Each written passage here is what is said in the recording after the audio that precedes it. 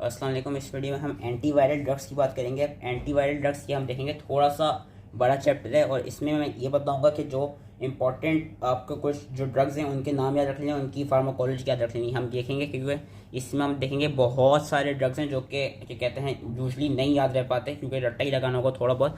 तो इसकी सबसे पहले जो याद रखनी है वो ये याद रखनी है कि एक तो एंटीवायरल ड्रग्स की हमने 4 तरह से क्लासिफिकेशन की हुई है। क्लासिफिकेशन कैसे की हुई है? तो वो एंटीवायरल ड्रग्स जो कि रेस्पिरेटरी वायरसेस के खिलाफ काम करते हैं, वो एंटीवायरल ड्रग्स जो कि हेपेटाइटिस वायरस के खिलाफ काम करते हैं, वो एंटीवायरस ड्रग्स जो कि हर्पीज और साइटोमेगालो वायरस के खिलाफ काम करते हैं, एंड वो एंटीवायरल ड्रग्स जो कि HIV के खिलाफ काम करते हैं। और ये देख सकते हैं आप कि HIV के खिलाफ काफ़ी ब्रॉडर क्लास है और इन सब ड्रग्स का नाम नहीं याद हो सकता, तो जो इंपॉर्टेंट होंगे उनका नाम मैं याद कराऊंगा, लेकिन इनमें क्लासेस हमें याद रखनी होंगी। ये सब हम आगे पढ़ेंगे। इसमें अगर तो आप लोगों ने मेरी माइक्रोबायो की वीडियोस देखी हो और माइक्रोबायो की थोड़ी बहुत नॉलेज हो तो ये ईजिली समझ में आ गया था, क्योंकि हमने हर वायरस की जब अलग से ट्रीटमेंट की थी तो ये ड्रग्स के हमने नाम पढ़े थे।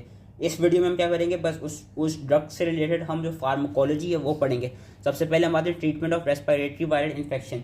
इसमें कौन सा आता है? इन्फ्लुएंजा मोस्ट इंपॉर्टेंट आता है। इन्फ्लुएंजा की वीडियो में भी बताया था मैंने कि हम 2 ड्रग्स देते हैं, ओसेल्टामिविर, ज़ानामिविर। अब ओसेल्टामिविर, ज़ानामिविर क्या है? ये बेसिकली न्यूरामिनिडेज इनहिबिटर है और ये देखा गया था कि अगर हम उनको विद इन 24 to 48 आवर दे दें तो काफ़ी इफेक्टिव हमें रिस्पॉन्सेज मिलते हैं। अब इन्फ्लुएंजा ए और बी के हमने टाइप्स पढ़ी थी। हमने पढ़ा था इन्फ्लुएंजा के पास क्या कहते हैं, न्यूरामिनिडेज एक प्रॉपर्टी, एक एंजाइम होते हैं। न्यूरामिनिडेज क्या कराते हैं? वो बेसिकली जब वो होस्ट सेल मेम्ब्रेन में इंसर्ट हो जाते हैं तो वो रिलीज कराते हैं न्यूली फॉर्म्ड विरियंस की। अब इसी मैकेनिज्म एक्शन को हमने इनहिबिट करना है तो ओसेल्टामिविर, ज़ानामिविर क्या करते हैं कि oseltamivir prevents the release of new virions and their spread from cell to cell. इसके एडवर्स इफेक्ट्स क्या देखे जाते हैं? ओसेल्टामिविर मैंने बताया था ओ से कि हम वो ओरली लेते थे, तो इससे एडवर्स इफेक्ट्स हैं GI discomfort and nausea. Where zanamivir क्योंकि मैंने आई बिलीव बताया था कि वो हम थ्रू नेजल स्प्रे लेते हैं। इससे एडवर्स इफेक्ट्स हमें क्या मिलते हैं? इरिटेशन ऑफ रेस्पिरेटरी ट्रैक्ट, और जिन पेशेंट्स में एस्मा और क्रॉनिक ऑब्स्ट्रक्टिव पल्मोनरी डिजीज़ हो उन पेशेंट में ज़्यादा कॉशियसली यूज़ करना चाहिए, क्योंकि ये ज़ानामिविर ब्रोंकोस्पाज्म भी करा सकता है। फिर मैंने बताया था कि इन्फ्लुएंजा ए के खिलाफ पहले एमेंटाडीन और रिमेंटाडीन यूज़ होते थे, लेकिन अब नहीं यूज़ होते क्योंकि इनके खिलाफ काफ़ी रेजिस्टेंस देखी गई है। लेकिन अगेन जब आप क्लासिफिकेशन बता रहे होंगे तो क्लासिफिकेशन में आप एमेंटाडीन और रिमेंटाडीन इन ड्रग्स के नाम बता सकते हैं। लास्ट इस ग्रुप में जो आता है वो आता है ribavirin. Ribavirin basically synthetic guanosine analogue है और ये ब्रॉड स्पेक्ट्रम RNA और DNA वायरस के खिलाफ काम करता है। ये क्या करता है? It basically inhibits replication of RNA and DNA viruses. How it first get phosphorylated to 5-phosphate and then it gets phosphorylated to its active form which is triphosphate and exerts its antiviral action by inhibiting guanosine triphosphate formation, preventing viral mRNA capping and blocking RNA dependent RNA polymerase। हमने पढ़ा था कि क्या कहते हैं, transcription के वक्त एक GTP कैप प्रोड्यूस होती है। तो बेसिकली ये वाला वायरस, ये वाला ड्रग करा क्या है कि जो गुआनोसिन ट्राइफॉस्फेट बना के उसकी GTP कैप की फॉर्मेशन को इनहिबिट कर रहा है। जब वो फॉर्मेशन इनहिबिट हो रही है तो उसकी वजह से mRNA कैपिंग नहीं हो पा रही और RNA डिपेंडेंट RNA पॉलीमरेज की ब्लॉकेड हो रही है। अभी आगे जितने हम ड्रग्स पढ़ेंगे, जितने भी ड्रग्स न्यूक्लियोटाइड और न्यूक्लियोसाइड के एनालॉग्स होंगे ना, उनमें मैं कैरेक्टरिस्टिक फीचर बता दूँ। हमें उनका मैकेनिज्म ऑफ एक्शन का कैरेक्टरिस्टिक फीचर ये होगा कि जिस तरह इसका है कि ये गुआनोसिन का एनालॉग है, कि जो भी हम अभी आगे जितने भी न्यूक्लियोटाइड के वो पढ़ेंगे एनालॉग्स, वो सारे सबसे पहले अपने क्या कहते हैं एक्टिवेटेड फॉर्म में, यानी अपनी ट्राइफॉस्फेट वाली फॉर्म में प्रोड्यूस होंगे बाय सेलुलर और बाय वायरल DNA काइनेसिस। और वो प्रोड्यूस होने के बाद वो करेंगे क्या? वो या तो वायरल DNA पॉलीमरेज या वायरल RNA पॉलीमरेज में वो इनकॉर्पोरेट हो जाएंगे, या वो डायरेक्टली वायरल जीनोम के साथ अटैच होकर उसकी चेन इलोंगेशन को या रेप्लिकेशन को इनहिबिट कर देंगे। यही एक नॉर्मल फिनोमेना देखा जाएगा जो कि सारे न्यूक्लियोसाइड और न्यूक्लियोटाइड एनालॉग के साथ हमें मिलेगा। तो यहाँ पे हमने पहली क्लासिफिकेशन पढ़ ली जो कि रेस्पिरेटरी वायरल इन्फेक्शन के खिलाफ थी। इसमें आपके पास आ जाते हैं ओसेल्टामिविर, ज़ानामिविर और एमेंटाडीन, रिमेंटाडीन और राइबाविरिन। ये 5 ड्रग्स आ जाते हैं। अब हम और हाँ, इसका मैं एडवर्स इफेक्ट्स बताना भूल गया। राइबाविरिन का एडवर्स इफेक्ट क्या है? राइबाविरिन का एडवर्स इफेक्ट ये है कि dose dependent transient anaemia, elevated bilirubin and it is contraindicated in pregnancy.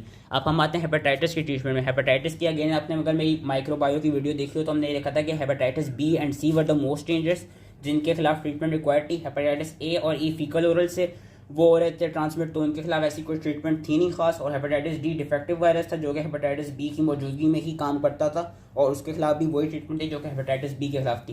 तो सबसे पहले हम हेपेटाइटिस बी की ट्रीटमेंट पढ़ते हैं। हेपेटाइटिस बी के ट्रीटमेंट के लिए इंटरफेरॉन दिया जाता है, most importantly peg interferon alpha 2A।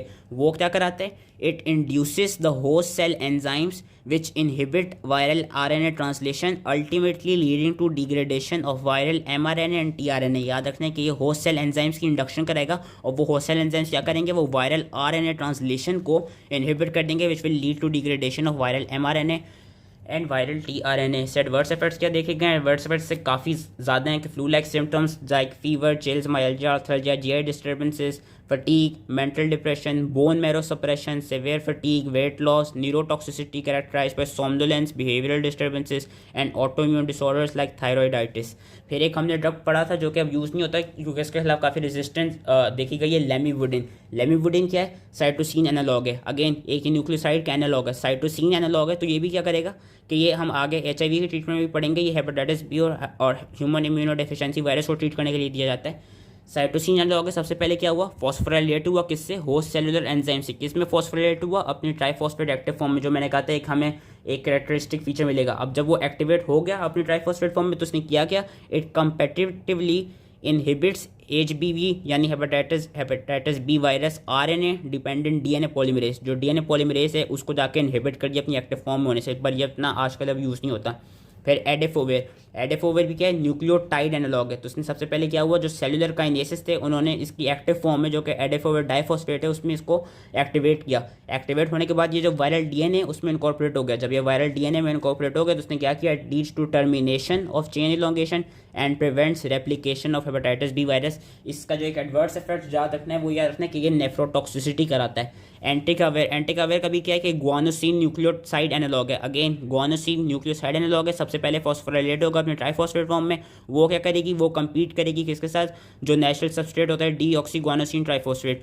जब उसके साथ compete करेगी और फिर वो खुद अटैच हो जाएगी वायरल रिवर्स ट्रांसक्रिप्टेज पे। देन वो करेगी क्या? जो रेप्लिकेटिव साइकिल है उसको इनहिबिट कर देगी। और इसके खिलाफ ये देखा गया कि जो एंटिकावेर है it is usually effective against lamivudine resistant strain of hepatitis B virus.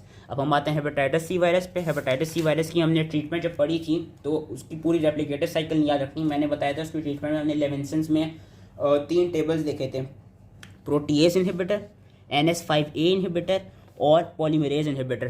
तो जो प्रोटीएस इनहिबिटर थे, प्रोटीएस इनहिबिटर का बेसिकली याद रखना है कि प्रोटीएस इनहिबिटर में इनमें से कोई भी एक ड्रग याद रखना है, पेरिटा क्योंकि नाम बहुत अजीब से सबके नाम नहीं याद हो सकते, तो पेरिटाप्रेवेर जिस तरह याद रखिए। पेरिटाप्रेवेर क्या करेगा कि it will inhibit NH3 NS4A serine protease as their primary mechanism of action. इसका मैकेनिज्म ऑफ एक्शन ये किसने? प्रोटीएस को इनहिबिट करना है। बस इतना ही याद रखना है क्योंकि इतना ही इंपॉर्टेंट है कि paritaprevir is inhibiting NH3 NS4A protease inhibitor. और सिलेक्टेड एडवर्स इफेक्ट्स देखे गए rash, pruritus, nausea, fatigue, anaemia. जो पॉलीमरेज इनहिबिटर्स थे, RNA पॉलीमरेज इनहिबिटर जो हमने लेवेंसेंस में पढ़े थे वो 2 थे, सोफोसबुवीर एंड डासाबुवीर। इसका यह रखना है कि ये क्या करेंगे? अच्छा, इसमें एक चीज़ याद रखनी है कि सोफोसबुवीर क्या है? वो न्यूक्लियोटाइड एनालॉग है। और डासाबुवीर क्या है? डासाबुवीर नॉन न्यूक्लियोसाइड एनालॉग है। ये 2 इंपॉर्टेंट फीचर्स हैं, हम HIV के ट्रीटमेंट में भी पढ़ेंगे। ये याद रखना है कि जो न्यूक्लियोटाइड या न्यूक्लियोसाइड एनालॉग्स जो होते हैं वो क्या करते हैं? वो एंजाइम की एक्टिव साइट पे जाके बाइंड करेंगे। इस केस में वो RNA पॉलीमरेज जो है जो कि हेपेटाइटिस सी की एप्लीकेशन करा रहा है उसकी एक्टिव साइट पे जाके बाइंड करेंगे और उसको इनएक्टिवेट कर देंगे और रिवर्सिबली बाइंड करेंगे। वेरस हम आगे पढ़ेंगे जो जितने भी नॉन न्यूक्लियोसाइड एनालॉग्स होंगे ना, नॉन न्यूक्लियोसाइड एनालॉग्स से करेंगे, नॉन न्यूक्लियोसाइड एनालॉग्स एंजाइम की एलोस्टेरिक साइट पे जाके रिवर्सिबली बाइंड करेंगे। जब वो एलोस्टेरिक साइट पे जाके नॉन कंपेटिटिवली या रिवर्सिबली बाइंड करेंगे तो वो उस एंजाइम की एक्टिविटी को ख़त्म कर देंगे और इवेंचुअली उस एंजाइम के फंक्शंस को इनहिबिट कर देंगे। तो जो सोफोसबुवीर है, सोफोसबुवीर न्यूक्लियोटाइड एनालॉग है, वो RNA पॉलीमरेज की एक्टिव साइट पे जाके बाइंड करते हैं। वेरस जो डासाबुवीर है, डासाबुवीर बेसिकली वो है नॉन न्यूक्लियोसाइड एनालॉग है, वो जो एलोस्टेरिक साइट है वहाँ पे जाके बाइंड करता है और फिर इसको क्या कहते हैं, इसकी रेप्लिकेटिव साइकिल को इनहिबिट कर देता है by inhibiting RNA polymerase. Last जो हेपेटाइटिस सी वायरस का आता है वो NS5A इनहिबिटर। NS5A इनहिबिटर के बस आपने नाम याद रख लेने। इसमें आ जाते हैं लेडी पासवेयर, ओम्बिडसावेयर, बहुत सारे सावेयर आ जाते हैं। मैंने लेडी पासवेयर याद रखा हुआ था कि ये क्या कहते हैं, ये क्या कराते हैं, ये ज़रा ज़्यादा इंपॉर्टेंट है। ये भी जो RNA की रेप्लिकेशन है उसको जाके ये इनहिबिट करता है। ये रेप्लिकेशन कॉम्प्लेक्स इनहिबिटर्स हैं, इसमें बस यही चीज़ याद रखनी है। पूरा मैकेनिज्म ऑफ एक्शन और पूरी जो रेप्लिकेटिव साइकिल है वो याद रखने की जरूरत नहीं है। एक और हेपेटाइटिस सी को जो ट्रीट करने के लिए दिया जाता है, जो कि हमने रेस्पिरेटरी उसमें भी देखा था, राइबाविरिन ये देखा गया कि it improves viral clearance, it decreases the relapse rate and improves rates of sustained virologic response when used in combination with other agents. तो राइबाविरिन भी दे सकते हैं, लेकिन जो मोस्ट 3 इंपॉर्टेंट यूज़ होते हैं वो प्रोटेज इनहिबिटर, NS5A इनहिबिटर जो कि रेप्लिकेटिव साइकिल को इनहिबिट कर रहे हैं, और पॉलीमरेज इनहिबिटर। तो इसमें से जिस तरह पैरिट्रापिवेर याद कर लिया हमने, इसमें से लिडिपासवेर याद कर लिया, और इसमें से दोनों सोफोस्बोवेर और डासाबोवेर या एटलीस्ट एक तो याद रखना ही होगा क्लासिफिकेशन के लिए। अब हम आते हैं हर्पीस वायरस इन्फेक्शन की ट्रीटमेंट। हर्पीस, अगर आपको याद हो कि हमने जब हर्पीस वाली फैमिली पढ़ी थी, herpes simplex virus 1, simplex virus 2 और वेरिसेला जोस्टर वायरस, उसके अंदर ट्रीटमेंट के लिए एसाइक्लोवीर पड़ा था। तो एसाइक्लोवीर ज़्यादातर दिया जाता है, वही HSV type 1 type 2 varicella zoster, और हम देखेंगे एप्स्टीन बार को भी ट्रीट करने के लिए एसाइक्लोवीर दिया जाता है। एसाइक्लोवीर का मैकेनिज्म ऑफ एक्शन क्या है? Acyclovir is basically a guanosine analogue. Again अब ये ग्वानोसिन एनालॉग है। सबसे पहले क्या होगा? सबसे पहले ये मोनोफॉस्फोराइलेटेड होगा by herpes virus encoded enzymes. सबसे पहले क्या हो रहा है? मोनोफॉस्फोराइलेट हो रहा है by herpes virus encoded enzymes. और हर्पीस वायरस इनकोडेड कौन सा एंजाइम? हमने क्या कहते हैं वीडियो में पढ़ा था। उसके बाद थाइमिडीन काइनेस होता है। जो हर्पीस वायरस का थाइमिडीन काइनेस है वो पहले एसाइक्लोवीर को अपनी मोनोफॉस्फोराइलेट कर रहे हैं, उसके बाद एसाइक्लोवीर ट्राइफॉस्फेट वाली फॉर्म में कैसा आएगा? होस्ट सेल काइनेसिस से। फिर जो होस्ट सेल है वो इस मोनोफॉस्फेट फॉर्म को डाई या ट्राइफॉस्फेट फॉर्म में कन्वर्ट कर देगा। जब ये ट्राइफॉस्फेट फॉर्म में कन्वर्ट होगी तो अगेन अब करेगी क्या कि एसाइक्लोवीर ट्राइफॉस्फेट जो इट विल कम्पीट विद, क्योंकि ग्वानोसिन का एनालॉग था, it will compete with deoxyguanosine triphosphate as a substrate for viral DNA polymerase and it will itself, जो एसाइक्लोवीर ट्राइफॉस्फेट है वो खुद वायरल DNA में इनकॉर्पोरेट हो जाएगी। जब वो इनकॉर्पोरेट होगी तो वो प्रीमेच्योर DNA चेन टर्मिनेशन करा देगी। तो ये एक मैकेनिज्म ऑफ एक्शन है। अगेन इस तरह की साइकिल हमको बहुत रिपीटेटिव मिलेगी। ग्वानोसिन एनालॉग है। सबसे पहले हर्पीस वायरस के थाइमिडीन काइनेस ने मोनोफॉस्फोराइलेट किया, देन होस्ट सेल के काइनेसिस ने इसको अपनी एक्टिव फॉर्म में लिया। एक्टिव फॉर्म ने क्या किया? जो वायरल DNA पॉलीमरेज से या जो वायरल DNA उसके साथ जाकर इनकॉर्पोरेट हो गया, उसके साथ जाकर इनकॉर्पोरेट हुआ तो causes premature DNA chain termination. Adverse effects क्या देखे गए? अगर तो हम इसको टॉपिकली अप्लाई करेंगे तो लोकल इरिटेशन, ओरली लेंगे तो हेडेक, डायरिया, नोजिया, वॉमिटिंग, और अगर पेरेंटली लेंगे तो रीनल डिस्फंक्शन देखा गया एसाइक्लोवीर से। आगे सिडोफोवेर, फोस्कार्नेट एंड गैंसिक्लोवेर, ये तीनों बेसिकली साइटोमेगेलोवायरस की ट्रीटमेंट के लिए यूज़ होते हैं। इसका याद रखना है कि जो सीडोफोवेर है, सीडोफोवेर बेसिकली साइटोमेगेलोवायरस की जो रेटिनाइटिस होती है उसको ट्रीट करता है in immuno compromise patients, specially in patient with AIDS, क्योंकि एड्स वाले पेशेंट ही ज़्यादातर इम्यूनो कॉम्प्रोमाइज होते हैं। तो सिडोफोवेर का ये फंक्शन है। सिडोफोवेर खुद क्या है? न्यूक्लियोटाइड एनालॉग है किसका? साइटोसिन का। तो पहले क्या होगा? फॉस्फोराइलेट होगा। लेकिन अच्छा इसकी याद रखनी है कि जो सिडोफोवेर है ना, कुछ एक्सेप्शंस भी हैं। सिडोफोवेर की एक्सेप्शन ये है कि जो सिडोफोवेर है वो it doesn't require any viral और cellular enzymes to get phosphorylated. वो खुद ही फॉस्फोराइलेट हो जाएगा, और फॉस्फोराइलेट होने के बाद करेगा क्या? अगेन वो वायरल DNA की सिंथेसिस को इनहिबिट कर देगा। इसमें ये चीज़ याद रखनी थी। ये साइटोमेगेलोवायरस को ट्रीट करने के लिए दिया जाता है। साइटोमेगेलोवायरस रेटिनाइटिस को ट्रीट करने के लिए immuno compromise patient nucleotide analogue है जो कि खुद ही फॉस्फोराइलेट हो जाएगा। It doesn't depend upon viral और cellular enzymes and it will inhibit viral DNA synthesis. It is contraindicated in patient with pre existing renal impairment and in those taking nephrotoxic drug, क्योंकि इसका भी significant renal toxicity एक adverse effect देखी गई है, और ये न्यूट्रोपीनिया और मेटाबॉलिक एसिडोसिस भी करा सकता है। फॉस्फोकार्नेट क्या है? फॉस्फोकार्नेट भी जस्ट लाइक सिडोफोवेर ये एक पायरोफॉस्फेट डेरिवेटिव है and it also doesn't require any viral या cellular kinases for its activation. ये भी जो साइटोमेगेलोवायरस रेटिनाइटिस होता है इन इम्यूनो कॉम्प्रोमाइज्ड पेशेंट्स जिस तरह इसमें था उसको ट्रीट करने के लिए, और ये साथ में जो aciclovir resistant herpes simplex virus के स्ट्रेन्स होते हैं उनको ट्रीट करने के लिए दिया जाता है। और ये करता क्या कि it also reversibly inhibits viral DNA and RNA polymerases thereby interfering with viral DNA and RNA synthesis. दोनों का मैकेनिज्म ऑफ एक्शन ऑलमोस्ट एक जैसा ही है कि दोनों डजंट रिक्वायर क्या कहते हैं होस्ट सेल एंजाइम्स या वायरल एंजाइम्स। बस याद रखना है कि जो सिडोफोवेर है ये साइटोसिन एनालॉग है, वेराइस जो फॉस्फोकार्नेट है ये पायरोफॉस्फेट डेरिवेटिव है। दोनों साइटोमेगेलोवायरस retinitis in immuno compromise patient को ट्रीट करने के लिए दिए जाते हैं। इसके जो एडवर्स इफेक्ट हैं, इसके एडवर्स इफेक्ट थोड़े ज़्यादा हैं। और हाँ, सिडोफोवेर सिर्फ DNA सिंथेसिस इनहिबिट कर रहे हैं, जबकि फॉस्फोकार्नेट DNA और RNA दोनों सिंथेसिस को इनहिबिट कर रहा है bye binding with viral DNA and viral RNA पॉलीमरेसिस। इसके एडवर्स इफेक्ट्स क्या हैं? फॉस्फोकार्नेट के नेफ्रोटॉक्सिसिटी जो कि सिडोफोवेर में भी थी। ये कुछ सिमिलरिटीज हैं जिस तरह हम याद कर सकते हैं।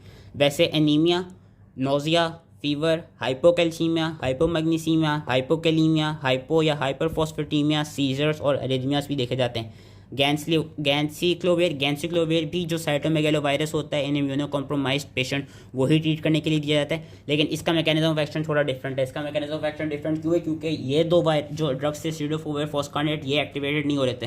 गैंसिक्लोवेर को एक्टिवेट होना होगा अपनी फॉस्फेट फॉर्म में। कैसे होगा? It will get activated through conversion to nucleotide triphosphate by viral and cellular enzymes. Viral and cellular enzymes इसको एक्टिवेट करेंगे। फॉस्कार्नेट और सीडोफोवेर को नहीं कर रहे थे, वो जब कर लेंगे तो फिर ये भी क्या करेगा, ये वायरल डीएनए पॉलीमरेज को इनहिबिट कर देगा, विच विल लीड टू क्या कहते हैं चेन टर्मिनेशन।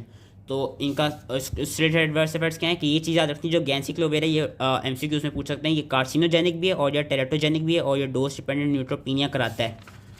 तो सीडोफोवेर, फॉस्कार्नेट और गैंसिक्लोवेर तीनों एक ही चीज़ को ट्रीट करने के लिए दिए जा रहे हैं, which is cytomegalovirus retinitis in immuno compromise patient. लेकिन cidofovir foscarnet doesn't require host cells and viral cellular enzymes to get phosphorylated, whereas ganciclovir does required. और जो नेफ्रोटॉक्सिसिटी है वो इन दोनों में देखी जाती है, और जो टेराटोजेनिक और कार्सिनोजेनिक जो मेन चीज़ याद रखनी है वो गैंसिक्लोवेर है।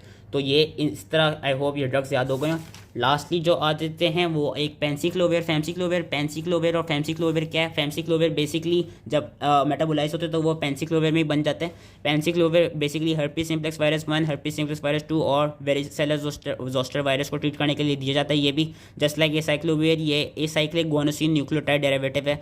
सबसे पहले मोनोफॉस्फोराइलेटेड होगा वाया थाइमिडीन काइनेज, और फिर जो होस्ट सेल एंजाइम्स हैं वो इसको ट्राइफॉस्फेट में कन्वर्ट करेंगे, जिससे ये herpes simplex virus DNA polymerase को जाके इनहिबिट कर देगा।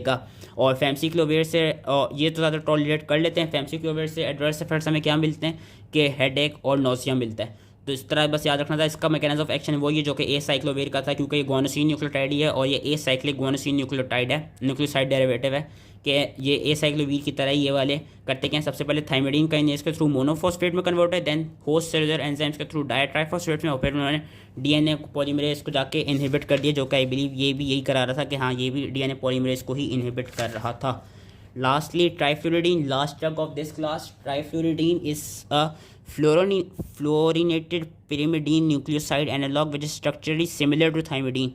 So once it is converted to triphosphate, it inhibits the incorporation of thymidine triphosphate into viral DNA, and it leads to synthesis of defective DNA which renders the virus unable to replicate. Basically इसका बस ये याद रखना है कि ये thymidine का analogue है, और इसका याद रखना है कि ये भी अपनी ट्राइफॉस्फेट फॉर्म में एक्टिवेट होगा। ये इसकी ट्रीटमेंट याद रखनी है कि जो हर्पीज सिम्प्लेक्स वायरस से रिलेटेड केराटोकंजंक्टिवाइटिस और रिकरेंट एपिथेलियल केराटाइटिस हो जाता है वो ट्रीट करने के लिए दिया जाता है। अब सिंस ये आंखों की कंडीशन ट्रीट करने के लिए दिया जा रहा है जिस तरह केराटोकंजंक्टिवाइटिस और रिकरेंट एपिथेलियल केराटाइटिस, तो इससे रिलेटेड जो एडवर्स इफेक्ट्स हैं वो हमें आई के ही मिलते हैं कि ट्रांजिएंट इरिटेशन ऑफ द आई और पैल्पेब्रल आईलिड एडीमा। तो आई होप ये 3 क्लासेस ईजिली समझ में आ गए हैं, क्योंकि अब हम जो लास्ट क्लास पढ़ने लगे हैं ये काफ़ी ज़्यादा ब्रॉडेंड है। लास्ट क्लास जो एंटीवायरल रखी है वो होती है HIV इन्फेक्शन। HIV इन्फेक्शन क्योंकि हमें पता है ये ट्रीट नहीं हो सकते प्रॉपर्ली, तो इसलिए, और इसकी रेप्लिकेटिव साइकिल में इंशाल्लाह जब माइक्रोबायो में इसकी वीडियो बनाऊंगा तो सही से समझा दूंगा। तो HIV इन्फेक्शन के लिए 5 क्लासेस होती हैं, और 5 क्लासेस के अगर ड्रग्स नहीं याद हो रहे, जो कि याद रखने ही होंगे, नाम याद रख लेने। HIV को ट्रीट करने के लिए 5 क्लासेस होती हैं। 5 क्लासेस कौन सी होती हैं? पहली क्लास ये न्यूक्लियोसाइड और न्यूक्लियोटाइड रिवर्स ट्रांसक्रिप्टेज इनहिबिटर, ये फर्स्ट क्लास है। Second class is non nucleoside reverse transcriptase inhibitor. Third class is entry protease inhibitor. Fourth class is entry inhibitor and fifth class is integrase inhibitor.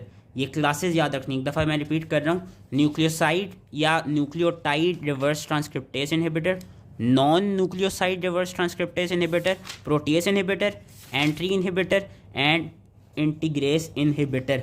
तो आए हम इनको पढ़ते हैं। अब nucleoside या न्यूक्लियोटाइड रिवर्स ट्रांसक्रिप्टेज इनहिबिटर में ये बहुत सारी आती हैं, जिनमें से आपने कौन सी याद रखनी है? Tenofovir is important, emtricitabine is also important, abacavir, lamivudine and zidovudine. अगर ये 5 याद हो गई तो अच्छी बात है, वरना दो तीन जो एटलीस्ट याद रखनी है वो है टेनोफोवेर, एमट्रिसिटाबीन और लेमिवुडीन। इनको याद रख लेना हर हाल में। अब ये क्या है कि ये रिवर्स ट्रांसक्रिप्टेज के इनहिबिटर हैं, और तो ये करते क्या हैं बेसिकली के, और मैंने कहा था कि जो न्यूक्लियोटाइड और न्यूक्लियोसाइड होंगे वो एंजाइम की एक्टिव साइट पे जाके बाइंड करेंगे। अब जो ये हैं ये न्यूक्लियोसाइड न्यूक्लियोटाइड्स ही हैं, they are analogues of native ribosides and they all lack 3 hydroxyl group. ये एक इंपॉर्टेंट चीज़ याद रखनी, they all lack 3 hydroxyl group. तो once when they enter the cell, और जब ये फॉस्फोराइलेट हो जाते हैं सेलुलर एंजाइम्स के थ्रू अपनी कॉरस्पॉन्डिंग ट्राइफॉस्फेट में, होते क्या हैं, again just like previous drugs, ये जो वायरल डीएनए है उसमें जाके इनकॉर्पोरेट हो जाएंगे। जब वायरल डीएनए में इनकॉर्पोरेट हो जाएंगे उसके बाद होगा क्या, अब इनके पास एक इंपॉर्टेंट प्रॉपर्टी क्या है, इनके पास ट्री हाइड्रोक्सिल ग्रुप एब्सेंट है। Since tree hydroxyl group absent है तो होगा क्या, ये लोग 3,5 फॉस्फोडाइस्टर बॉन्ड नहीं बना सकते। जब 3,5 फॉस्फोडाइस्टर बॉन्ड नहीं बना पाएंगे तो उसकी वजह से करेंगे क्या, ये डीएनए चेन की इलोंगेशन को रोक देंगे और डीएनए चेन टर्मिनेशन करा देंगे। इस तरह ये ऐड करते हैं। एक दफ़ा मैं फिर रिपीट कर रहा हूँ, जो टेनेफोवेर है और लैमिवुडीन है, जितने भी ये हैं, ये करा क्या रहे हैं, इनके पास ट्री हाइड्रोक्सिल ग्रुप एब्सेंट है, जो कि याद रखने हैं। Since tree hydroxyl group absent है तो सबसे पहले ये एक्टिवेट कैसे होंगे, ट्राइफॉस्फेट में एक्टिवेट होके जब वायरल डीएनए पे इनकॉर्पोरेट हो जाएंगे बाय रिवर्स ट्रांसक्रिप्टेसिस, देन ये करेंगे 3,5 फॉस्फोडाइस्टर बॉन्ड्स नहीं बना सकते। जब 3,5 फॉस्फोडाइस्टर बॉन्ड नहीं बना सकते तो ये डीएनए की चेन इलोंगेशन एंड को इनहिबिट कर देंगे और चेन टर्मिनेशन करा देंगे। इनसे रिलेटेड एडवर्स इफेक्ट्स क्या हैं, जो मोस्ट इंपॉर्टेंट एडवर्स इफेक्ट जो कि डाइडाइनोसिन और स्टावुडीन से देखे गए थे, इसलिए ये दोनों यूज़ नहीं होते, वो था कि ये माइटोकॉन्ड्रियल डीएनए पॉलीमरेज को भी इनहिबिट कर सकते हैं। अब जब माइटोकॉन्ड्रियल डीएनए पॉलीमरेज को इनहिबिट कर सकते हैं तो उससे क्या हो सकता था, पेरिफेरल न्यूरोपैथी, पैंक्रेटाइटिस और लाइपोएट्रोफी। तो इसलिए ये दो ड्रग्स अब इतनी नहीं यूज़ की जाती हैं। एमसीक्यूज़ में पूछा जा सकता है, तो ये आता है डाइडाइनोसिन और स्टावुडीन अब नहीं यूज़ होती क्योंकि इनसे रिलेटेड ये एडवर्स इफेक्ट्स मिले थे। वैसे उसके अलावा जो बाकी सारे ये क्लास के ड्रग्स हैं वो क्या करा सकते हैं, fatal liver toxicity, lactic acidosis, hepatomegaly with steatosis, hyper sensitivity reactions like fever, GI symptoms, malaise और रेस्पिरेटरी डिस्ट्रेस, ये कुछ एडवर्स इफेक्ट्स हैं जो कि करा सकते हैं। कुछ न्यूक्लियोसाइड रिवर्स ट्रांसक्रिप्टेज इनहिबिटर्स में रेजिस्टेंस देखी गई है। रेजिस्टेंस कैसे देखी गई है कि जो वायरल रिवर्स ट्रांसक्रिप्टेज का कोडॉन 184 था उस पर म्यूटेशन आई।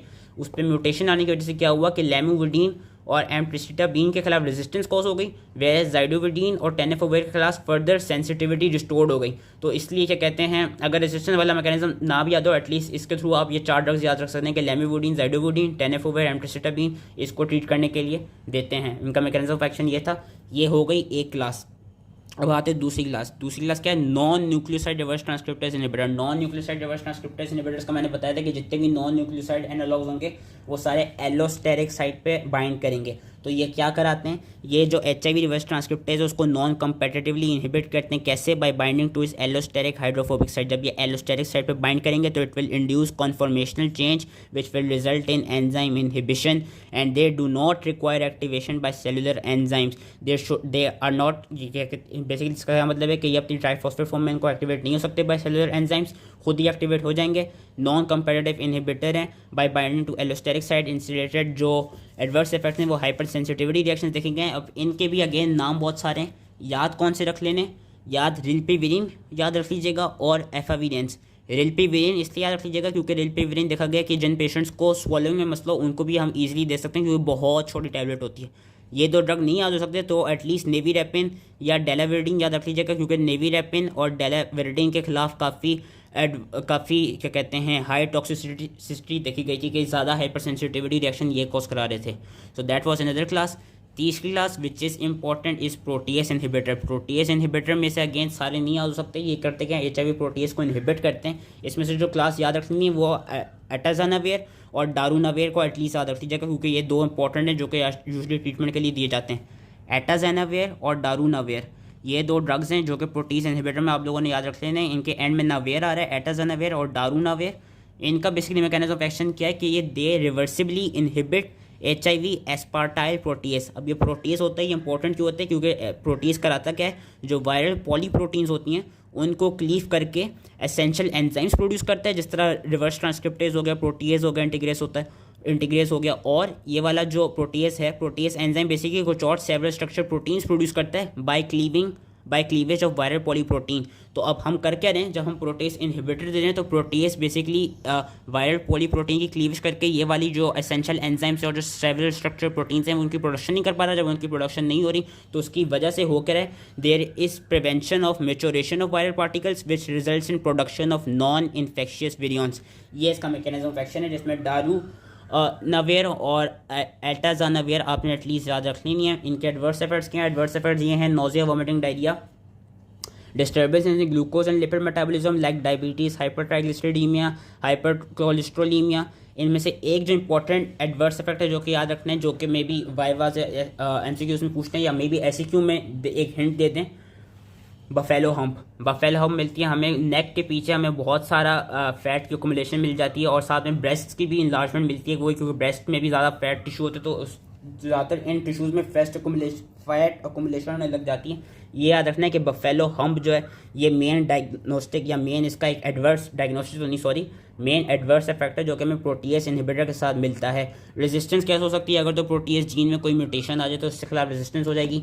आगे उन्होंने ये बताया हुआ कि एटाजोनावेर के क्या कहते हैं, किस तरह उसकी फार्माकोकाइनेटिक्स है जो कि याद नहीं रखनी एटाजोनावेर डेरोनावेर की, लेकिन ये याद रखनी है कि ये दो ड्रग्स इस क्लास में आते हैं। Then second last group is entry inhibitor. मैंने क्योंकि इस पर माइक्रो की वीडियो बनाई नहीं है, लेकिन ये कि HIV के अभी तक नहीं बनाई, लेकिन इंशाल्लाह बनाऊंगा। HIV की जो रेप्लिकेटिव साइकिल है उसमें बेसिकली उसकी एंट्री कैसे होती है, उसके पास HIV के पास कुछ एनवेलप प्रोटीन्स होती हैं, ग्लाइकोप्रोटीन 41, और वो कुछ कीमोकाइंस को भी यूज़ करता है जिस तरह CXCR4 हो गए या CCR5 हो गया, उनके थ्रू वो जो होस्ट सेल मेम्ब्रेन है और होस्ट सेल्स हैं उसके अंदर एंटर हो जाते हैं। अब एंट्री इनहिबिटर क्या करते हैं, उसकी एंट्री को इनहिबिट कर रहे होते हैं। इसमें सिर्फ 2 ही ड्रग्स आते हैं जो कि आपने याद रखने, एनफोविरटीड एंड मेराविरोक। एनफोविरटीड क्या करा रहा है, एनफोविरटीड बेसिकली ग्लाइकोप्रोटीन 41 के साथ बाइंड कर रहे हैं which prevents it's conformational change. जब वो इसके साथ ग्लाइकोप्रोटीन 41 के साथ बाइंड कर जाएगा तो HIV की एंट्रेंस नहीं हो पाएगी होस्ट सेल में, जिसकी वजह से वो फिर इन्फेक्ट नहीं कर पाएगा। इससे रिलेटेड जो हमें, क्योंकि ये एनफोविरटीन का ये याद रखना है कि ये इंजेक्ट किए जाते हैं, तो इंजेक्शन रिलेटेड हमें एडवर्स इफेक्ट्स मिलते हैं like pain, erythema, induration and nodules. Maraviroc important क्यों है, मेराविरोक ओरली दिया जाता है और मेराविरोक ये याद रखना है कि ये सिर्फ उन HIV स्ट्रेन्स को इनहिबिट करेगा जो कि CCR5 रिसेप्टर यूज़ करते हैं। जब ये एंट्री हो रही होती है HIV की तो कुछ HIV ऐसे होते हैं जो कि CCR5 को रिसेप्टर के साथ आ रहे होते हैं, क्योंकि वो CCR5 और GP41 के साथ जाके एंटर होते हैं। तो कुछ HIV ऐसे होते हैं जो CCR5 रिसेप्टर यूज़ कर रहे हो, कुछ HIV ऐसे होते हैं जो CXCR4 रिसेप्टर यूज़ कर रहे हो, और कुछ HIV रिसेप्टर्स ऐसे होते हैं जो दोनों को यूज़ कर रहे हो। तो मेराविरोक इंपॉर्टेंट क्यों है, मेराविरोक सिर्फ उन HIV स्ट्रेन्स को क्या कहते हैं इनहिबिट करेगी जो कि CCR5 रिसेप्टर को यूज़ करते हैं, क्योंकि it basically blocks the CCR5 co receptor. तो only strains of HIV that use CCR5 to gain access to the cell can be successfully treated with maraviroc. इससे रिलेटेड बस एक एडवर्स अफेक्शन ही मिलता है विच इज़ हेपेटोटॉक्सिसिटी। ये orally दिया जाता है और ये पेरेंटली दिया जाता है। एनफोविरटीड और मेराविरोक ये याद कर लीजिएगा। एंड लास्ट क्लास जो कि HIV में है is your integrase inhibitor. Integrase inhibitor I know उनके नाम अजीब से हैं, तो होपफुली किसी एक का नाम याद रख लीजिएगा। Dolutegravir, I don't know how to say, raltegravir, एलविटिग्रावेर, डोलूटिग्रावेर। अब ये जो ड्रग्स हैं इनमें से किसी एक का नाम याद रख लीजिएगा। ये करते क्या हैं कि इंटीग्रेस के इनहिबिटर हैं, तो ये basically it inhibits the insertion of pro viral DNA into host cell genome. Integrase के थ्रू वायरस करता क्या है, अपनी उसको DNA को होस्ट सेल की अपनी जो जीनोम है उसको होस्ट सेल की DNA में इनकॉर्पोरेट कर देता है। तो वो जो इंटीग्रेशन वाला प्रोसेस है उसको ये इनहिबिट करते हैं। इससे रिलेटेड एडवर्स इफेक्ट्स हमें क्या मिलते हैं, नोजिया और डायरिया, इससे रिलेटेड एडवर्स इफेक्ट मिलता है। So that was it. I hope ये इजली समझ में आ गया हो। लास्ट चीज़ है फार्माकोकाइनेटिक इन्हेंसर। बेसिकली ये देखा गया है राइटोनावेर और कोबिसिस्टैट का नाम याद रख लीजिएगा, और जो मैं चीज़ बता रहा हूँ सिर्फ ये याद रख लीजिएगा, पूरा पढ़ने की ज़रूरत नहीं है। बेसिकली कुछ ड्रग्स ऐसे होते हैं HIV के ट्रीटमेंट के लिए जिनकी bio availability for some reason कम हो, तो उनकी बायो अवेलेबिलिटी बढ़ाने के लिए हम ये फार्माकोकाइनेटिक इन्हेंसर्स देते हैं। इनका खुद कोई काम नहीं होता उसमें HIV के ट्रीटमेंट में। अब राइटोनावेर करता है कि राइटोनावेर को हम प्रोटीएस इनहिबिटर के साथ देते हैं। जब प्रोटीएस इनहिबिटर के साथ देते हैं तो वो कुछ जिस तरह CYP3A4 एंजाइम हो गया, कुछ एंजाइम्स को वो इनहिबिट करता है। उसके इनहिबिट होने से होता है कि अब जो प्रोटीएस इनहिबिटर है उनका मेटाबॉलिज्म हो नहीं पाता, तो जब तक उनका मेटाबॉलिज्म होता नहीं है उनकी बायो अवेलेबिलिटी इन्हेंस रहती है, जिसकी वजह से वो अपना mechanism of action long periods of time तक करा सकते हैं। तो राइटोनावेर का ये याद रखना है कि राइटोनावेर प्रोटीएस इनहिबिटर के साथ दिया जाता है to enhance its bio availability. Versus cobicistat का याद रखना है कि जो कोबिसिस्टैट है ये भी क्या करता है कि CYP3A4 और डिफरेंट एंजाइम्स को इनहिबिट करता है, जिसकी वजह से again it also enhances the bio availability. लेकिन ये किनकी बायो अवेलेबिलिटी बढ़ाता है, ये बढ़ाता है प्रोटीएस इनहिबिटर की और इंटीग्रेस इनहिबिटर की। बस ये दो चीज़ आपने याद रखनी है कि जो फार्माकोकाइनेटिक एनहेंसर्स हैं ritonavir cobicistat. Ritonavir is increasing bio availability of protease inhibitors, whereas cobicistat is increasing the bio availability of protease and integrase inhibitor. तो हाँ, आई एम सॉरी बड़ी वीडियो बन गई क्योंकि थोड़ा बड़ा सा टॉपिक था। आई होप ईजली समझ में आ गया हो। आई होप ड्रग्स के नाम ईजली याद हो गए हो। Thank you.